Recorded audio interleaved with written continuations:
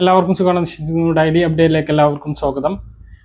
നാളെ ഓഗസ്റ്റ് 6-ാം തീയതിയും തുറന്നുള്ള ദിവസങ്ങളിലും നാളെ ഓഗസ്റ്റ് 8-ാം തീയതിയും തുറന്നുള്ള ദിവസങ്ങളിലും നിങ്ങൾ ശ്രദ്ധിക്കേണ്ട വളരെ പ്രധാനപ്പെട്ട കാര്യങ്ങളാണ് ഈ ഒരു വീഡിയോയിൽ വ്യക്തമാക്കുന്നത്. വീഡിയോയുടെ വിശദാംശങ്ങളിലേക്ക് കടക്കുന്ന കൂടുതൽ ആളുകളിലേക്ക് ഇൻഫർമേഷൻ എത്താൻ ഷെയർ ചെയ്യുക, ലൈക്ക് ചെയ്യുക. ഫേസ്ബുക്കിലൂടെ കാണുന്ന ആളുകൾ ഫോളോ ചെയ്യുക. വീഡിയോയുടെ വിശദവിവരങ്ങളിലേക്ക് വരാം. സംസ്ഥാനത്ത് ഇന്ന് മന്ത്രിസഭാ യോഗം കഴിഞ്ഞ നിർണായകമായിട്ടുള്ള പ്രഖ്യാപനങ്ങളാണ് മുഖ്യമന്ത്രി വി.ഡി. സതീശൻ നടത്തിയിട്ടുള്ളത്. ഓരോ പ്രഖ്യാപനങ്ങളും നോക്കുകയാണ് എങ്കിൽ ഇപ്പോഴുണ്ടായ പ്രളയ ദുരന്തത്തിൽ മരിച്ചവരുടെ കുടുംബങ്ങൾക്ക് 8 ലക്ഷം രൂപ നൽകാൻ വേണ്ടി തീരുമാനിച്ചിരിക്കുന്നു. മരിച്ചവരുടെ സംസ്കാര ചടങ്ങുകൾക്ക് 10,000 രൂപ, വീട്ടിൽ വെള്ളം കയറിയ എല്ലാവർക്കും 1000 രൂപ, വീട്ടിൽ വെള്ളം കയറിയിട്ടുള്ള എല്ലാ ആളുകൾക്കും 10,000 രൂപ ലഭിക്കും. വീടും സ്ഥലവും നഷ്ടമായവർക്ക് 12 ലക്ഷം. അതിൽ വലിയ വർധനവാണ് വരുത്തിയിട്ടുള്ളത്. പ്രളയത്തിൽ നഷ്ടപ്പെട്ട വീട് വെക്കാനുള്ള നഷ്ടപരിഹാര തുകയായിട്ട് 6 ലക്ഷം രൂപയാക്കിയിട്ടുണ്ട്. അത് 4 ലക്ഷമായിരുന്നു. 2 ലക്ഷം രൂപയുടെ വർധനവാണ് നടത്തിയിട്ടുള്ളത്. ക്യാമ്പിൽ കഴിയുന്ന ഓരോ ആളുകൾക്കും ക്യാമ്പിൽ കഴിയുന്ന ഒരു വീട്ടിലെ, അതായത് ഒരു റേഷൻ കാർഡിലെ 2 പേർക്ക് 300 രൂപ വീതം ദിവസവും നൽകാൻ വേണ്ടിയിട്ടും ഇന്നത്തെ മന്ത്രിസഭാ യോഗത്തിൽ തീരുമാനമായിട്ടുണ്ട്. വാസയോഗ്യമല്ലാത്ത വീടുകളിൽ വീട് വാസയോഗ്യമാകുന്നത് വരെ, കയറി താമസിക്കാൻ കഴിയുന്നത് വരെ സർക്കാർ വാടക നൽകുമെന്നും അറിയിച്ചിട്ടുണ്ട്. കൃഷിനാശത്തിനും വലിയ വർധനവാണ് വരുത്തിയിട്ടുള്ളത്. കൃഷിനാശം സംഭവിച്ച കർഷകർക്ക് നഷ്ടപരിഹാര തുകയുടെ 25% വർദ്ധിപ്പിച്ചിട്ടുള്ളത്. നിലവിൽ ലഭിച്ചുകൊണ്ടിരിക്കുന്ന നഷ്ടപരിഹാര തുകയിൽ 25% വർധനവാണ് വരുത്തിയിട്ടുള്ളത്. മുമ്പെങ്ങോ ഉണ്ടായിരുന്ന ഒരു നഷ്ടപരിഹാര തുകയാണ് ഇപ്പോഴും ലഭിച്ചുകൊണ്ടിരിക്കുന്നത്. അതിലാണ് 25% വർധനവ് ഇന്നത്തെ മന്ത്രിസഭാ യോഗം വരുത്തിയിട്ടുള്ളത്. വെള്ളം കയറി കടകൾ നശിച്ചു പോയിട്ടുള്ള ആളുകൾക്ക് 10,000 രൂപ നൽകാനും ഇന്നത്തെ മന്ത്രിസഭാ യോഗം തീരുമാനിച്ചതായി മുഖ്യമന്ത്രി അറിയിച്ചു.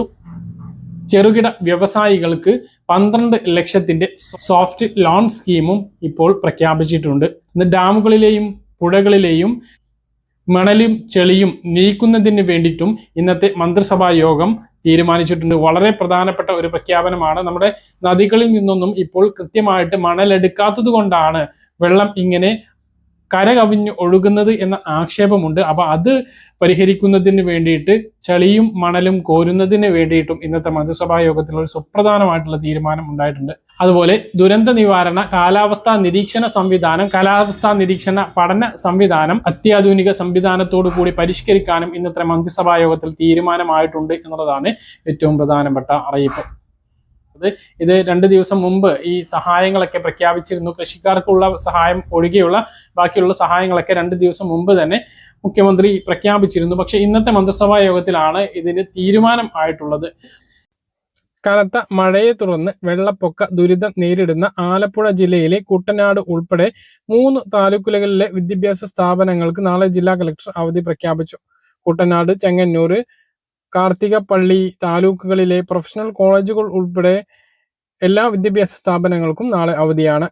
വനിതാ വികസന കോർപ്പറേഷൻ 2026 സ്ത്രീകൾക്ക് കൈത്താങ്ങ് വായ്പാ പദ്ധതിക്കുള്ള അപേക്ഷ ക്ഷണിച്ചു. 18 മുതൽ 55 വയസ്സുവരെയുള്ളവർക്ക് 5 വർഷത്തെ തിരിച്ചടവ് കാലാവധിയിൽ ലക്ഷങ്ങൾ ലോൺ ലഭിക്കുന്നതാണ്.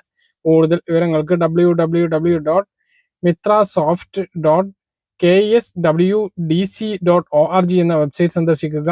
16 മുതൽ KYC ചെയ്യാത്തവർക്ക് ഗ്യാസ് കണക്ഷൻ ലഭിക്കില്ല എന്ന റിപ്പോർട്ട്. മതിയായ സാവകാശം നൽകാതെയും പ്രായമായവർക്കും സാങ്കേതിക പരിജ്ഞാനം ഇല്ലാത്തവർക്കും ബദൽ മാർഗങ്ങൾ കാര്യക്ഷമമല്ലാതെയും ഗാർഹിക ഗ്യാസ് സിലിണ്ടർ വിതരണം നിർത്താനൊരുങ്ങിയിരിക്കുകയാണ് കേന്ദ്ര സർക്കാർ. KYC പൂർത്തിയാക്കാത്ത ഉപഭോക്താക്കൾക്ക് ആഗസ്റ്റ് 16 മുതൽ ഗാർഹിക സിലിണ്ടർ നിരക്കിൽ ഗ്യാസ് സിലിണ്ടർ ലഭിക്കില്ല. ഇത് സംബന്ധിച്ച് ഉപഭോക്താക്കൾക്ക് ഫോണിൽ അറിയിപ്പ് ലഭിച്ചിട്ടുണ്ടാകും. ആഗസ്റ്റ് 15-നകം KYC പൂർത്തിയാക്കാത്തവർക്ക് ഗാർഹിക നിരക്കിൽ ഗ്യാസ് സിലിണ്ടറുകൾ ലഭിക്കില്ല. ഇന്ത്യൻ HP, ഭാരത് തുടങ്ങിയ എല്ലാ കമ്പനികളും ഇതിൽ ഉൾപ്പെടുന്നുണ്ട്. 2004 ഗ്യാസ് സിലിണ്ടറുകൾ ലഭിക്കാൻ KYC പൂർത്തീകരിക്കണമെന്ന് കേന്ദ്ര സർക്കാർ ഉത്തരവിറക്കിയത്. എന്നാൽ ഇത് നിർബന്ധമാക്കാത്തതിനാൽ ബഹുഭൂരിപക്ഷവും KYC ചെയ്തിരുന്നില്ല. ഗ്യാസ് വില കുത്തനെ കൂടിയതും സബ്സിഡി വെട്ടിക്കുറയ്ക്കാനുള്ള ജനദ്രോഹപരമായ നയങ്ങൾക്ക് പിന്നാലെയാണ് പുതിയ ഈ ഒരു നിബന്ധന കർശനമാക്കുന്നത്.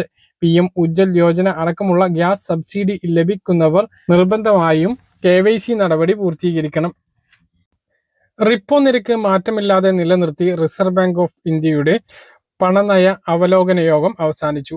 ഇത് പ്രകാരം നിരക്ക് 5.25 തുടരും. 6 അംഗ സമിതിയുടേതാണ് തീരുമാനം. നയപരമായ നിലപാടുകൾ ന്യൂട്രലായി തുടരാനും പണനയ സമിതി തീരുമാനിച്ചു.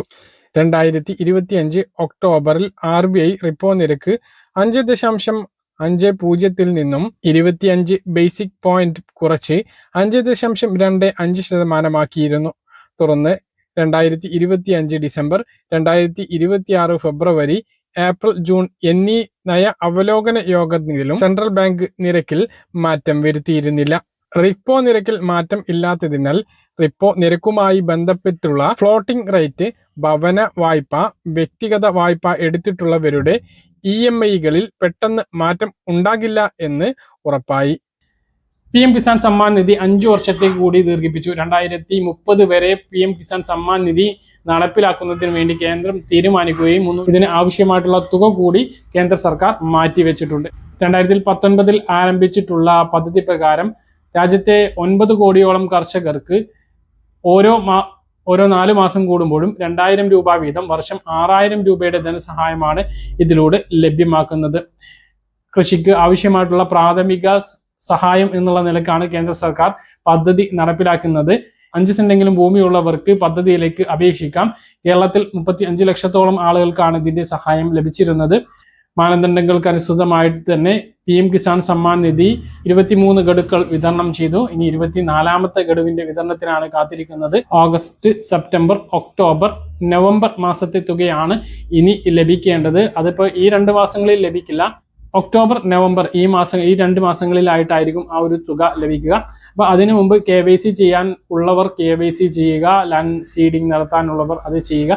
എന്താണോ ചെയ്യാൻ നമ്മുടെ സൈറ്റിൽ നോക്കുമ്പോൾ കാണുന്നത് അത് കൃത്യമായിട്ട് ചെയ്യാൻ വേണ്ടി ശ്രദ്ധിക്കുക. ഇനി ഈ പദ്ധതിയിലേക്ക് ഇതുവരെ അപേക്ഷിച്ചിട്ടില്ലാത്ത ആളുകൾക്ക് ഇപ്പോൾ അപേക്ഷ നൽകാവുന്നതാണ്.